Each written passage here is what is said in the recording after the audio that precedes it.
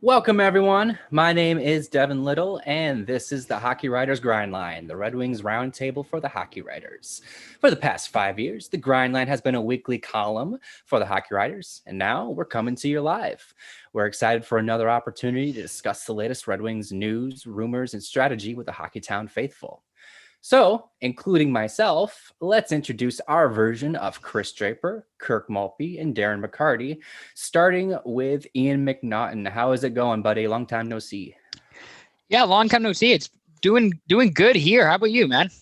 I am doing well. I moved in. I'm starting to get comfy. Got my Seattle hoodie on. I'm feeling real good. And then, of course, in the other corner, we have got the one, the only Mr. Pat Brown. How's it going, Pat?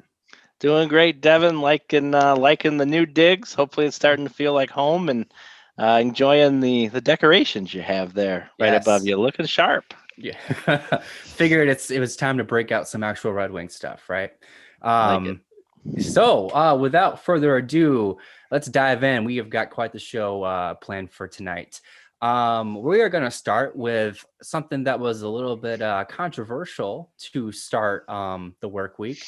On Sunday, it came out that Anthony Mantha was not going to be playing in the game against the Florida Panthers. Head coach Jeff Blashill was played it coy about why that was the case. He said that he wasn't going to reveal until after the game. The Red Wings end up winning that game 4-1. And then at the end of the game, Blashill revealed that he was a healthy scratch. Essentially, he was made a healthy scratch to, send him a message about his play. Now, the last time we were live, we were talking about Anthony Mantha because, Pat, you had written an article on Mantha's play. So I figure it's only fitting that we start with you on this topic. There's two parts to this. One, do you think it was warranted? Two, how would you have handled the situation if you were Blashill? Go ahead.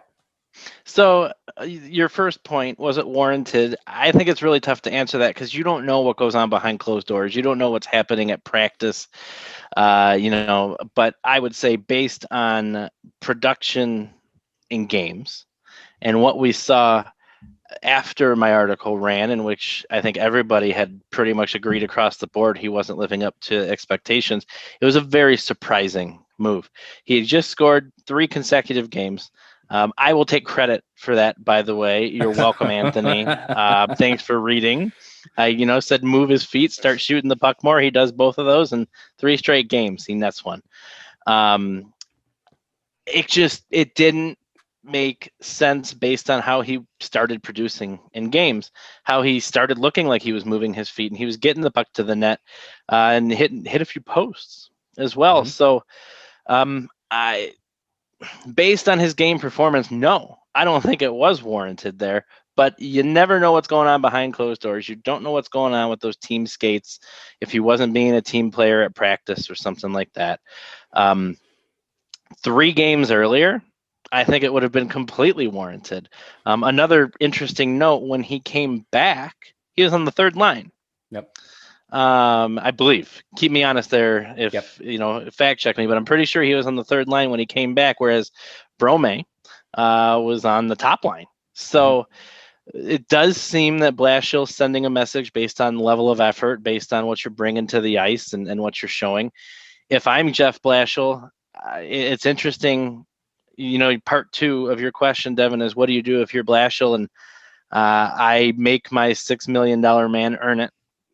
And I think you're not giving him enough chances to earn it when you're burying him on the 3rd line. Sit him or don't, but put him where his talent's going to be. There's a lot of opinions out there on this situation. I think it's puzzling, and I wonder if, I don't mean to jump into a hot take this early, but I wonder if he's being potentially dangled out there by Yzerman. Would be an interesting move considering he just signed that 4-year deal. But it doesn't make sense to me how they're proceeding forward with him right now. And it's going to be interesting to see what the future holds. You bring up a interesting point with the potential trade bait, but we'll touch on that in a second here. Ian, what are your thoughts on the Mantha healthy scratch? Again, would you have done it, and was it warranted, and how would you have handled the situation? I probably wouldn't have done it, but that's just myself personally. I mean, the whole situation is a bit subjective depending on who you ask and where you feel the team is headed and a whole bunch of other stuff. I mean, again, he wasn't living up to expectations, but kind of like Pat said, if they did it a week earlier, then it would have been justified, I thought. But I mean, he was playing well. He seemed like he was doing, all right for a bit. And I don't know. I wouldn't have done it. I don't understand why you put him back on the third line. Like if he's one of your top guys, he's one of your top guys. But there's always a debate between the player and the coach where it's like, well, I need more ice time to, so I can get goals and score more. But then the coach is like, once you score more, then you'll get more ice time. It's like the, age old debate. But I wouldn't have done it. I don't think it was warranted, and I don't know about a trade, but it's fascinating that Pat brings that up about using him as potential trade bait. So I do want to call out Devin, and I know I want to hear what you have to say about it too, but you brought up the fact that the Red Wings won, by the way, for the only time that they've won in the past however many games. They won the game where he sat. Yep. So you can't read too much into something like that. They actually played a really good game that they lost. What was it, yesterday? Yep. I thought they played well. They've been getting the puck on a lot more. They puck on net a lot more. I feel like they're playing better than what we saw 2 weeks ago. But the only game they've won since before Chicago was the game that Anthony Mantha sat. So super interesting, and maybe Blashill is in fact onto something. But I didn't mean to interrupt you, Devin. I just kind of wanted to throw that out there because you said it. The one game he sat, they won. Absolutely. I know from my part, obviously we're talking about this at a time where a lot of people are making a big deal out of John Tortorella sitting Patrick Laine for half a game. And obviously those are two way different situations. Yeah, that's normal in Columbus. Yeah, exactly. Yeah. Mantha sits out and we've lost our minds, but Tortorella does that on a regular basis. Exactly. Generally speaking, I'm not opposed to a coach sitting a player that he is displeased with. I think every coach should have that the right to do that. But I do think that it needs to make sense. Like you both have kind of alluded to, that game after the Chicago series, that next game is when I would have scratched him. That's when we were really starting to talk about how he wasn't playing up to snuff. He wasn't living up to the contract. And then, like Pat, you said, in that time, he scored in 3 consecutive games. He had 4 points in 5 games. He's doing what he's getting paid to do, and then out of nowhere, he gets sat.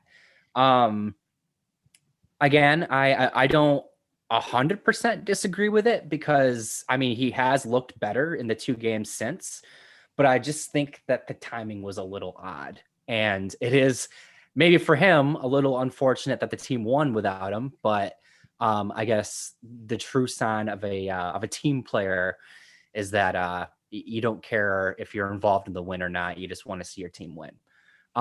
So kind of circling back to this whole idea of potentially seeing a trade involving Mantha. I have, again, kind of a 2-parter, but it's kind of one question. Do you think that this move by Blashill has affected the relationship between the player and the organization in any way? Obviously, prior to the season, he signed that 4-year deal. You don't sign a deal like that unless you're feeling really good with where you're at. Has the events of this season made that take a turn in any way? Ian, I'll start with you on this one. I'm going to say no, but maybe not for the reason you think. I think Mantha has a bit more leverage than Blashill does, and that's because of how long the contracts are. Like Blashill, do either of you think Blashill's in the long-term plans with this team? No, not at this point. I don't think so either. Not at this point. Do you both see Mantha as being a part of the future plans with this team? I think that's the intention. Yeah, I agree. I'd say short answer, yes. And not like the way long term, but like in the next like 3-4 years, like kind of a midterm. I mean, imagine Yzerman was envisioning that when he signed the deal. Yeah. How many 4-year deals has Yzerman signed with the Red Wings? Yeah. So that's where I'm at with Mantha, where I don't think it bothers Mantha too much. I just because I think he thinks he's going to be around longer and he's more a part of the team's future than Blashill does. Then Blashill is a part of the team's future. So that's why I would say, for Mantha's sake, I don't know that it's really for a trade or any of that sort of stuff. That's a very good point. Pat, what do you think? Yeah, Ian, I think you made a really important call out. First of all, I actually do think it fractures the relationship between the player and the coach in this instance. We just talked about Tortorella, and Tortorella does that. If you've got a coach who does that, it's one thing. Yeah. But Blashill doesn't do that. Blashill is the player's coach, right? They love him in the locker room, and yet he sits Mantha. How does that not fracture that relationship, in my opinion? But to your point, what does that matter this year? Maybe I think it's becoming increasingly clear Blashill's here to stay, like it or not, this season. I don't think there's going to be a move made at this point, or it would have happened. So I also don't see how you bring Blashill back at the end of the year. And assuming that's the case, then you bring in somebody else who can manage. I don't know if it's an ego thing. I don't know if it's just an effort thing, challenging him. But I think then you bring in a coach who can handle those egos a little bit more, much like what you saw Scotty Bowman do, even with the 2002, the 01-02 team that had so many Hall of Famers. Scotty was able to manage those egos. Babcock, for everything he's been through the last year, for everything that's come out that's despicable, some of the things that he did, was able to manage those egos and challenge his players and get the most out of them when he needed to. I am not seeing that out of Blashill, but I don't think it matters at this point, because I think even if that relationship is fractured, Mantha stays, Blashill's gone, and you're really careful with who you bring in as the next coach. For sure. I do want to give credit where credit is due. We are kind of taking a dump on Blashill right now, and to some extent it is warranted. He's obviously not the most popular figure in Detroit sports, but ever since the Tampa Bay game, the first one where they fell behind 3-0 in the first 5 minutes, the team has seemed to kind of figure out how they need to play. And I don't know if that's Blashill grabbing him by the head and saying, listen, this clearly, like, you just got your teeth kicked in, it's time to play right. Or if that's Larkin rallying the troops and saying, it's Larkin. And honestly, I'm sure that it is to a high degree Larkin. This team didn't have a captain last year and they didn't respond like this. And now all of a sudden they are.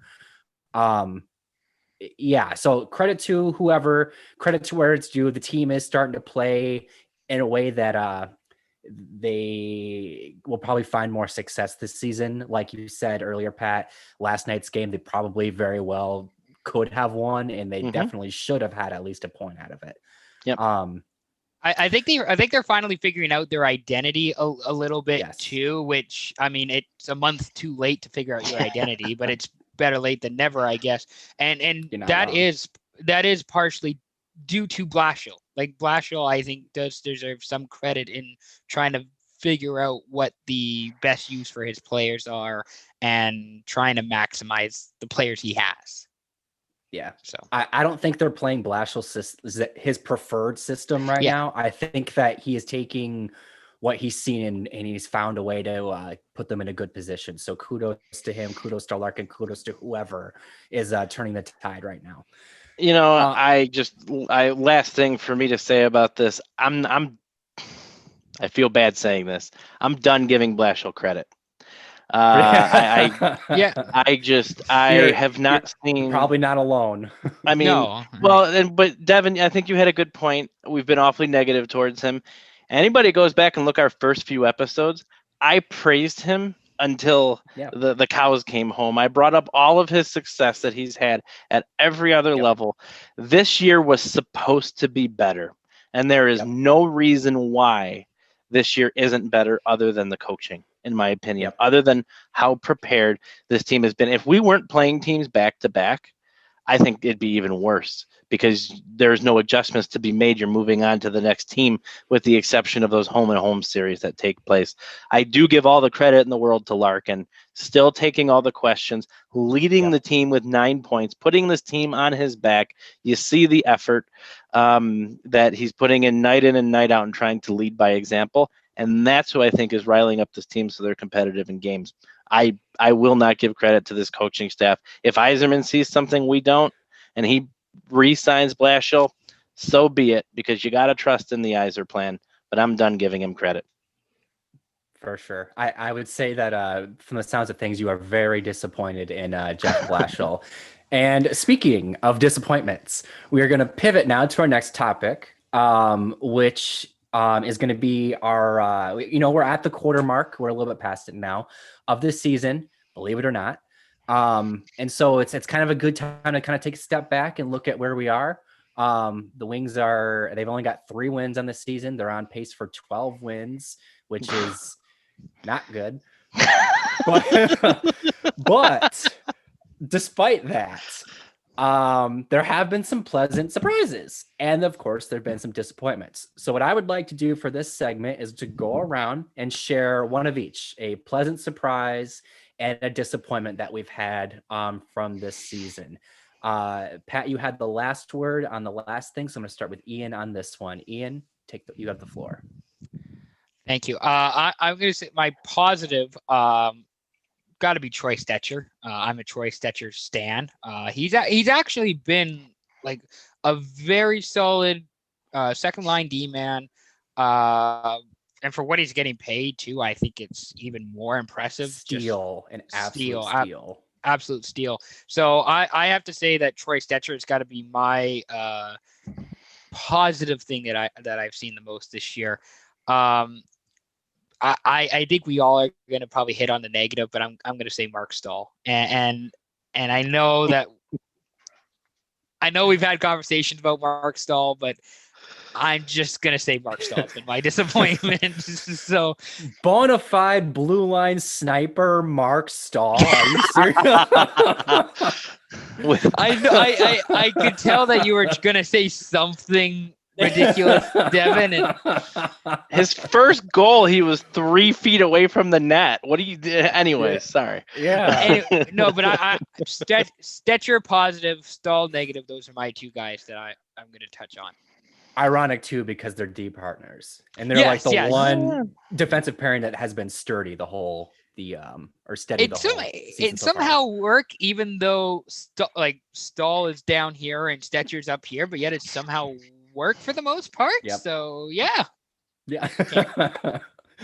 Pat, what about you? Who do you have as a pleasant surprise and a disappointment? Well, first of all, shameless plug. Look for a story coming up in the coming days on why Mark Stahl is not as bad as you think. So we'll take a look at that in a little bit. Please, once that runs, be sure to leave some comments. We'll have some fun back and forth there.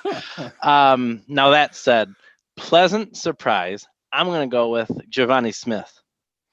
Gordie Howe hat trick. Everybody loves it. It was fun, and it was a legitimate fight, and he kicked his ass. Can I say that? I just did, I guess. But it was a legitimate fight, fun to watch. I love the kid. He's got 4 points this year. He's doing everything that's asked of him. Interestingly enough, he's shooting 10%. So he's got to take more shots, because 1 out of every 10 shots he's taken is finding the back of the net. It's fun to watch him play, and I've been pleasantly surprised with him, and hope he hangs in the lineup for a while, because I enjoy watching him play. Sure. All right. As for the biggest disappointment, no scarier words are muttered this year other than the Bell Tire power play right here. The Bell Tire power play is absolutely just atrocious. Somehow not This the worst is becoming in the a league. prop show. What is this? Well, I'm not gonna lie. I thought I was gonna get Ian a little bit more than I got him on that one, coming out of left field with. I was expecting another reference later on, but I know. Can you just do it again, just for everybody's sake? Can you just do that one more time, please, Pat? Bell tire. This is a 1997 relic bell tire beanie baby that stunningly still works and is phenomenal. Much like their tires, right? Much like their tires, absolutely. Although it's not stunning that the good folks. It's not stunning that the good folks over at Bell Tire provide quality tires. So the power play. Sorry, Ian, there is no deadlift shrimp reference today. I did want to liken Mark Stahl to Gary Payton, the glove for defense. Thought maybe I'd bring that up, but I'm going to save shrimp for another day. But now that you're going, that's all I needed to see. Power play, my goodness. Second worst in the league. It's one of those situations, if you're playing NHL 21 online and you almost don't want to be on the power play. You almost don't want to see that we're on the power play. Now, credit where credit is due. I think they've cycled the puck pretty well the past few games on the power play. Not come up with a whole lot to show for it, but they've cycled the puck a little bit better. I think they're gaining the zone a little bit better. It is argument exhibit A as to why you don't fire Blashill, though, because who's coaching special teams? Bilesma, and despite the fact that he managed to stumble his way to a Stanley Cup in 2009, I would certainly not want to see him behind the bench either. So the power play has been beyond disappointing. We all expected to see a little bit more out of it, considering the blue line. I don't even know if you can call it beefed up, but it's an improvement over last year, or at least we thought it was. We thought there was going to be a little more secondary scoring as well. But it's just been atrocious to the point, like I said, that you hear this, bell tire, and you just know it's just 2 minutes killed for the other team. I don't know how You're welcome. I'm going to top this. Yeah. You're welcome, guys. You're welcome. So for me personally, my surprise was Troy Stetcher, much like Ian. I can just echo what Ian said on him. There's a very legitimate case to be made that Stetcher's actually been their best defender this season. And it's crazy because, like we mentioned, he's on a steal of a deal, and he was kind of just like this name that they signed in the free agent period. And people were like, "Oh, cool!" But now he's killing it. He's making Mark Stahl look like he's a legitimate defender still. Yeah, can't wait for that article, by the way. My disappointment on the we're sticking on the blue line here is actually gonna be Philip Ronick, and it's not because he's been atrocious. It's that I think he can be better, and he still just hasn't gotten there yet. He lugs the most minutes on the blue line, and for good reason. I think he still has the most tools, I guess, on the blue line. And for what it's worth, if and when he does get going, he is the Red Wings' best defender right now. But I've been waiting for him to get off the schneid since like week 2, and he's still on it.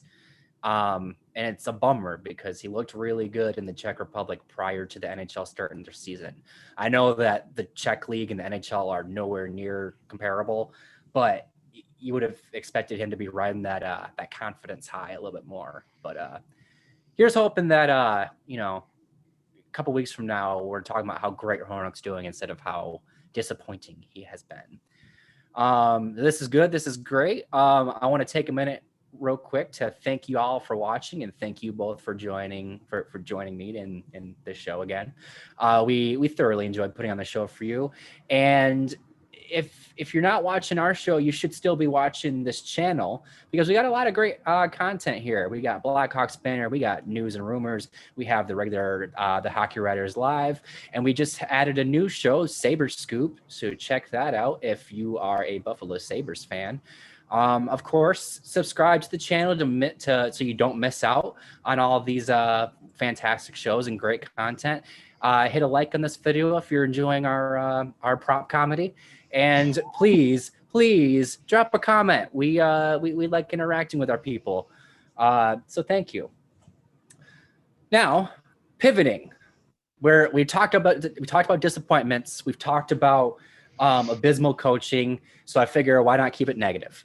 I am going to ask the question: are the Red Wings the worst team in the NHL right now? Before I leave the floor open, I'm gonna drop some stats here real quick. The Red Wings are last in the Central Division. They are 30th in the league in points percentage. They have the second worst goal differential at -20. They have the second worst power play unit, and they are tied for the 5th worst penalty kill unit. A lot of bad going on. Pat, I'm gonna start with you on this one. Do you think that the Red Wings are the worst team in the league this year? Yes. Would you That's it. That's all. That's all.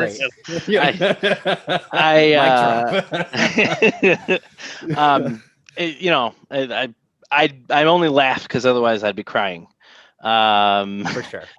But they have been hard to watch. We all expected them. I think all of us are on record at some point saying they were not going to be the basement dwellers, and they're making their home nice and comfortable in that basement, and there's not looking like they're going to crawl out anytime soon. Personally, there's a lot of bias here, I'm sure. I feel like they've got a lot more talent than what they're showing. I feel like from a talent perspective, they are not the worst team in the league. My goodness, from a goaltending perspective, I've been very happy with what I've seen. I can't tell you how many times you see a goal and it's like, oh, poor Grice. Oh, poor Bernier. Just hung out to dry. Not their fault. And it's just been, from a talent perspective, I do not believe this team has the least amount of talent in the league. But man, they're sure playing like it. It seems like every aspect of the game, they get outworked, they get outplayed, they fall down. And yesterday was refreshing to see. They answered very quickly. Yes. Both times they gave up a goal and they were right back in it. And then it was too late at the end to try to answer one more time. But backbreaker. I don't like saying this, guys. I do not get any enjoyment out of saying this. As of right now, hands down, this is the worst team in the league. Ian, what do you think? Are the Red Wings the worst team in the league? Well, just for context, I live in Canada, so I have to watch the Ottawa Senators sometimes. Fortunately, most Sens games are blacked out, which I think Sportsnet and the NHL is trying to send me a message. But I was checking yesterday, I think it was, and the Sens had like a -30 goal differential in like they're losing by 2 goals a game on average, which is absolutely ridiculous. I don't think the Red Wings are the worst team. I think it's Ottawa. I think Ottawa is just that bad this year. The Red Wings, like Pat said, has more talent. The Red Wings are a more talented team. That being said, they shouldn't be where they are now. They should be higher up in the standings anyways. But in terms of the worst team in the league, I think it's the Ottawa Senators, and I'm glad when they black out the games here in Canada. A damning indictment by Galaxy Brain McNaughton. And I like Brady Tkachuk too. Like I can talk about some Sens players, but it's just I'm glad I don't have to watch them all the time. I like their new jerseys, or I guess their old ones because they went back. I like the rebranding. I will say that. But yes, to watch them play is not fun for them, at least. I think what we can kind of split the difference here and agree on is that the Senators or the Red Wings are the worst team in the United States, and the Senators are the worst team in Canada.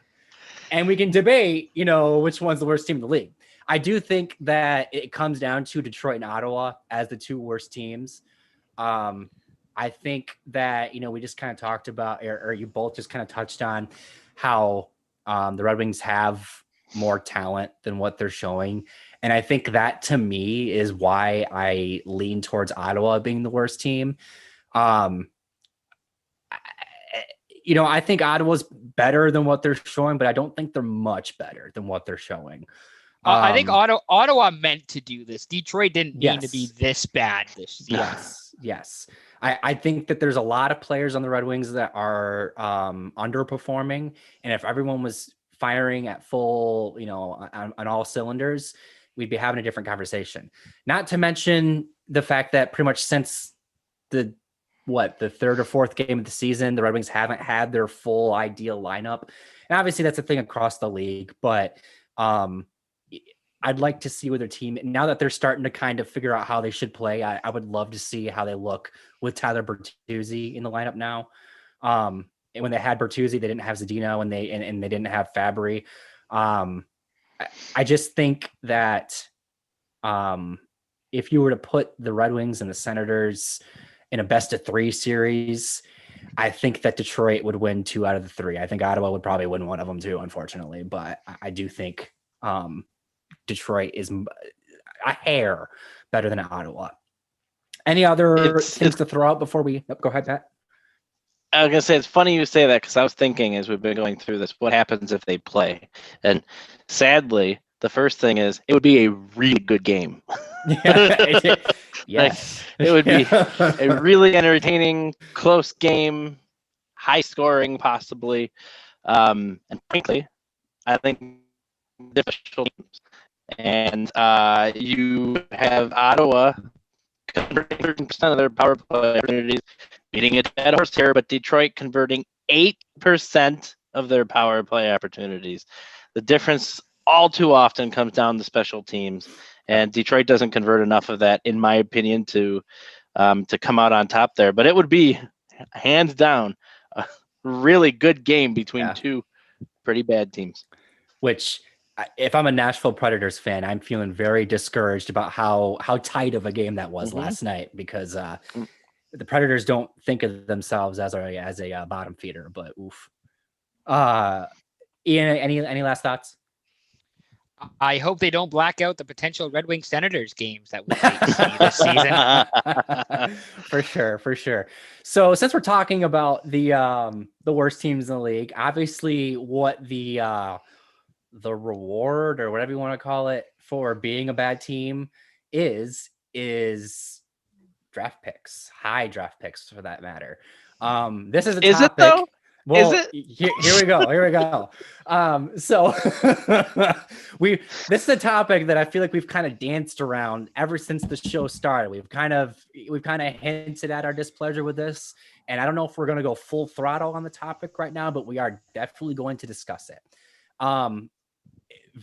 Today, if I'm pretty sure it was today, Pierre LeBrun of The Athletic, well-known hockey insider, dropped an article about the NHL looking into restructuring the draft lottery. No team since 2017, which is when the playoff streak for the Red Wings ended, no team has fallen further back or lost more spots than the Red Wings. They've lost 8. They've fallen back 8 spots cumulatively since 2017. The highest they picked was the 2020, where they picked 4th, and they got Lucas Raymond, great prospect. But there was no doubt that if any team deserved a top 3 pick, it was last year's Detroit Red Wings. And that apparently was kind of the domino that started this chain reaction. A lot of people that make decisions thought that the Red Wings probably deserved a better fate than they got last year. And that's fine. That's dandy. I'm definitely down to rethink this. But the proposed, or at least what is mentioned in the article on how to fix it, I'm not as much of a fan of. As he writes, the goal would be to improve the odds of the lower teams in the standings to get those top picks. But the caveat that they are thinking about adding is that any team that drafts in the top 3 would not be able to do so again the following year. Now, we just saw the Rangers pick 2nd overall in 2019. They got Capo Caco. And then last year, they got the top pick when where they got Alexis Lafreniere. I can understand why you would want to stop that stuff. Obviously, you have New Jersey, who got 2 first overall picks within a 3-year span. However, this year's class is kind of a crapshoot, and that's no disrespect to any of the prospects in that are in line for this draft class. It's just, by February of last year, we more or less knew that Lafreniere was going to be that top pick. There's still a big debate between 5 to 6 to 7 to 8 guys that could be the top pick in this year's draft. They're all great prospects, and the Red Wings are going to be happy to have any of them. However, it would be quite the punch in the gut that they get a top 3 pick this year, and then they are barred from having a top 3 pick in the 2022 draft, which is currently slated to be a stronger draft at the top, much in line with what we've had like even last year. So now that I've kind of set up the board for everyone, I would like to go around and gauge people's thoughts, not just on this proposed idea, but also just maybe even how you would try to fix the lottery. What are your thoughts on this, Pat? I know I can see you itching to get in on this, so I want to start with you. What are your thoughts on this? I'm gonna go way too old school. I hate the lottery in general. I hate it. The worst team gets the first pick. And how long are you going to tank for? I get the lottery, right? You're supposed to prevent tanking and everything else. But how many consecutive top 5 picks are you going to tank for before you start playing the kids and building up a team that's going to have a good prowess? It drives me crazy. The new idea is stupid. Love the prospect of the Wings not getting hosed and falling down the 4th. In fact, Devin, you mentioned, and I forget who said it, but somebody in that article said a team like Detroit should not have been picking 4th. Yeah. They said it in Pierre's story. It's awful to say, okay, well, you can't fall any further than 3 or whatever, but the next year you can't have the top 3. You know how you eliminate it? Get rid of the lottery. Get rid of it. If you're last, you get the first pick. If you're first, you get the last pick. That's how it should work. That's what makes the most sense. If a team's going to tank and only win 12 games, 15 games, 17 games in a year, guess what? You've earned it. Enjoy that top pick and move on with your life. It drives me crazy that things need to be overcomplicated. It drives me crazy that they need to even have a lottery. It should be 1-to-1, hands down, and move on with your lives. Why do we got to make a spectacle out of it? And I do think that the article even mentioned this. The Red Wings weren't necessarily tanking last year. Right. They are undergoing a natural rebuild. Exactly. That was the talent that was in place, and it wasn't good enough. It's not. I genuinely think that team was trying their best, and they just weren't good enough. It's simple as it is. That's a great call out. The way Pierre wrote that, he said, or maybe it was a quote, but it was like, after 25 years of sustained excellence going on or whatever, they are doing an organic, I believe it was called, an organic inside out rebuild, and they are being penalized for that. I'm so glad you brought that up because it was very eloquently put in that article. Yeah. And that's the thing. Like back before the 2015 draft, the Connor McDavid draft, they kind of changed the rules to curb tanking. I get that. Buffalo, they had like one of the most atrocious years out of any team ever. And you don't want to see that. That's bad for hockey. That's bad for just anything. You don't want to see teams actively tank. but when you have a team like the Red Wings that are just bad, you should give them some help. Ian, what do you think on this topic? My head's all over on this. I'm not even angry at the Red Wings not getting the top picks, because that's just how low my expectations of the league are in doing a draft and a draft lottery. It's just like, that's just the way the NHL is, and that's just how they do business. It's not great. Like I'm with Pat. Like, just, it doesn't need to be so complicated. Just have the worst team pick first. It's not that hard, but that's not how things that's not how things are today, unfortunately. And like, it's not even like it's not a Rangers problem. It's not a Devils problem. It's not an Oilers problem. Because remember, the Oilers had so many first round picks, and their latest one is probably, yeah. And their latest one, like, we joke all the time about when he's going to be leaving Edmonton because this team is so poorly managed. Penguins. Yeah, Penguin. Like, it just like feelings. No, but I'm just saying, like, altogether, I really don't think it needs to be that complicated. It's pretty simple, actually, how you do it. My expectations of the NHL and the league are just so low that I'm sure they're going to find something even more stupid to put instead of that proposal. They'll find something even more ridiculous to make the draft lottery. They'll go by like city population or whatever, and it's just like, what are we even doing at this point? Most revenue generated. Yeah, exactly. Closest to the color red. That's just how that's just how I feel it's getting, and I don't know. I have little to no. I don't even care really about the draft lottery. Like, I don't watch. The only reason I watched it was just this past year, just to see if the Red Wings were going to get first place. I don't usually watch it outside of this past year. And the one time I do watch it, and it was just awful. And now I'm not going to watch another draft lottery. So you hit the nail on the head right there, Ian. But you watched it because it was something, because they created this drama out of something. And what happened? Sure, some fan bases got pissed, like the Red Wings fan base, because we got hosed yet again.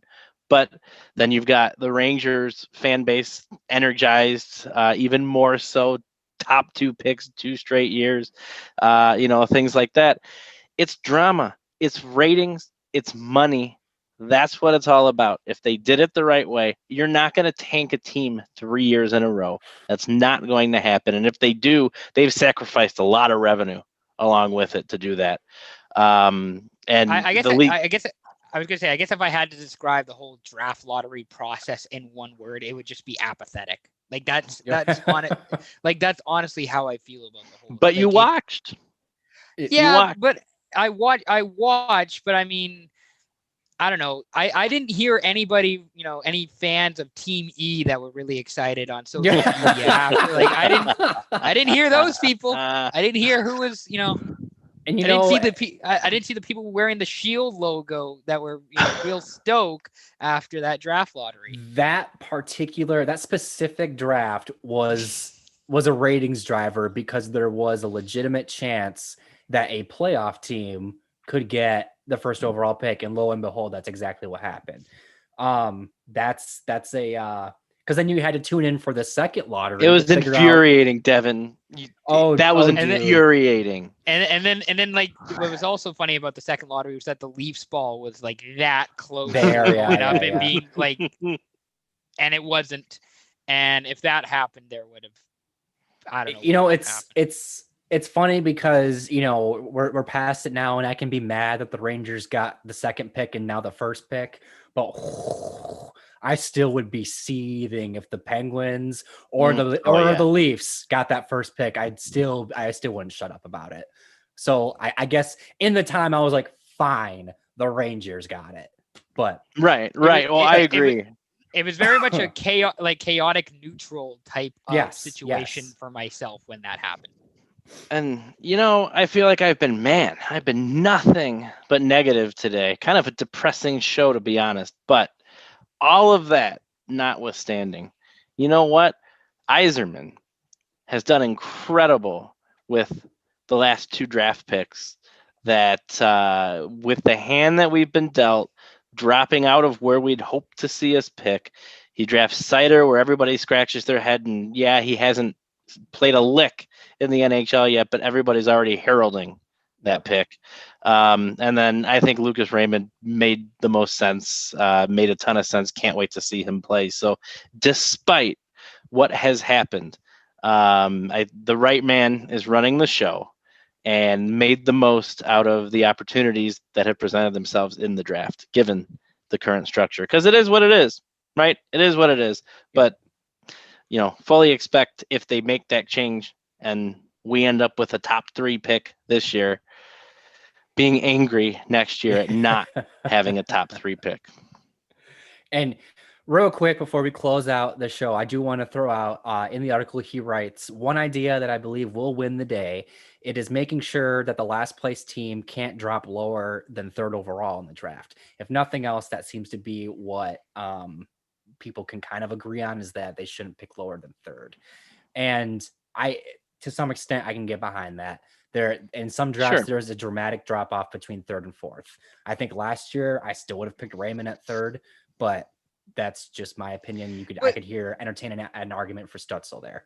But that's just, it all depends on the draft class. Yep. Everybody wanted Laugh last year. That was the whole thing, was that Laugh was a bona fide number 1 pick, one of the most sure things in however many last drafts. Yep. And that's what made it difficult to swallow if you were a Red Wings fan. And if you didn't get Laugh, you wanted Byfield. It was the 1-2. Yeah. So that's something that the league can't control, is draft class. That's just a crapshoot. Yeah, that's a crapshoot. My closing thought on this is that we're going to go on and on about this, but I still think the Wings will pick 4th or 5th this year, and the Seattle Kraken will pick first overall. So looking forward to that. Any last thoughts before we sign off tonight, fellas? Bell time. No more thoughts. No. More thoughts. Well, go ahead. I was going to say, I just want to do my quick just little thing, because here in Vancouver, our radio station TSN 1040 is off the air. It's not a sports radio station anymore, but I just wanted to give a quick shout out to 2 people from that station. Jeff Patterson, who covers the Canucks beat, he did for TSN 1040. I don't know who he's doing it now, but he's still covering the Canucks beat. And Rob Fay, who is a radio host late night TSN 1040. Both of them came into my sports broadcasting class last semester when I was at BCIT, British Columbia Institute of Technology. And they might have done it this spring as well, but I know last fall they took an hour and a half out of their day and talked to us and gave us pointers and feedback. And I just thought I'd mention that before we signed off here, just because that impacted me a little bit this past week here in Vancouver. So appreciate you guys letting me do that there. You never like to see bad things happen to good people, and that was definitely a bad thing that happened to a lot of good people. So with that in mind, we are getting ready to sign off. Once again, thank you for tuning in with us. We hope to see you again next week. Again, please drop a like, please drop a comment, and we'll try to respond to it next week. And of course, subscribe to the Hockey Writers here on YouTube, and check out our Facebook page. We're going to be posting the video on there as well. And check out all the other shows here on this channel. We got a lot of great hockey content, and not just for Red Wings fans. So once again, thank you to you, Pat. Thank you to you, Ian, for joining me tonight. And look forward to doing this again next week. Have a good night, folks.